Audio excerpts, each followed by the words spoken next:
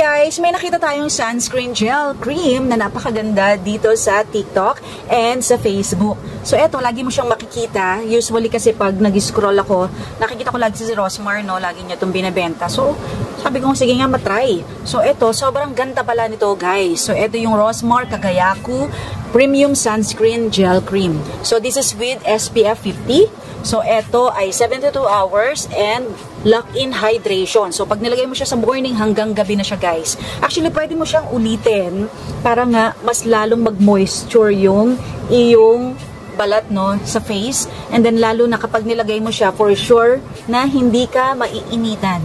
Hindi ka magkakaroon ng mga pekas-pekas dyan kapag nilagay mo ito. Of course, this is manufactured here in the Philippines. So, sobrang napakaganda nito. So, alam nyo ba yung ingredients niya? Ito, oh. Yan, guys. So, hindi ko na lang iisa-isahin. Basta meron siyang niacinamide na talagang magpapaputi. Ayan. And of course, this is with whitening, UVA, and UVB protection.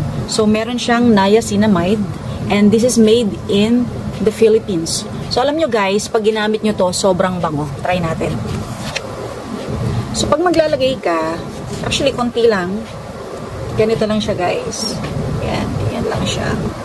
So, sobrang moisture niya. Ayan. So, pag nilagay mo siya, ganun na. Ayan. And then, ikalat mo na siya. Ayan.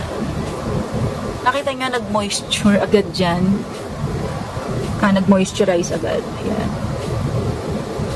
Nakita nyo, ang ganda.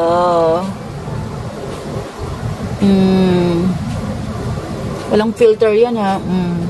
Actually, may pekas ako dyan, eh. Yung pa yung ang bababa ng sunblock ko dun. Eto kasi, this is, yes, SPF 50. Usually, ang ginagamit ko lang kasi before, 30. So, see?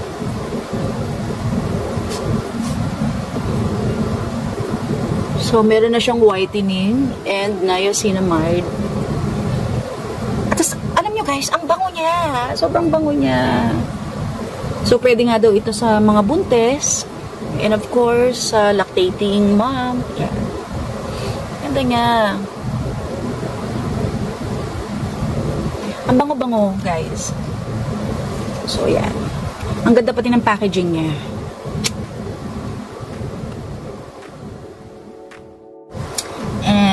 Try naman natin itong Kagayaku sunscreen.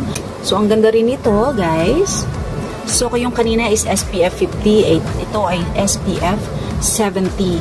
So, ito ay tinted. Yun lang ang pinagkaiba niya. Pag nilagay mo siya, para ka nang naka-foundation. Ganda nito. Let's try this. Okay. So, yung nilagay ko kanina, meron pa akong SPF 50. So, lagyan natin itong, yan, ganyan lang din konti. SPF 70. So, yan. Actually, kung maglagay ako nito, sobrang dami. Siguro nakakadalawa ako. So, lagyan pa natin. So, para ka nang naka-foundation ito. Guys, kitang-kita nyo naman siya.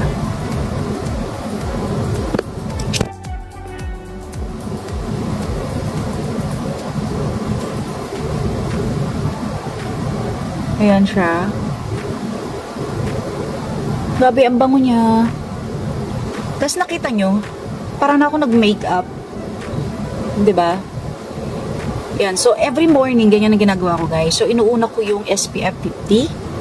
And then, nilalagyan ko nito. So, eto na rin yung aking foundation kasi nga tinted naman siya. So, kung ano yung kulay mo, yun ang magiging, yun siya lalabas. Kung maputi ka, kung medyo maitim ng konti. So, lalapat siya sa kung anong complexion mo. Ang ganda niya. Ano?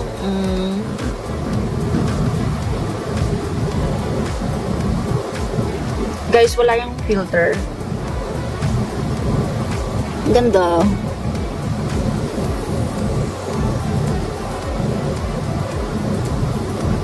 Super ganda. I love it. Ang bango-bango niya, guys. Thank you, Rosmar.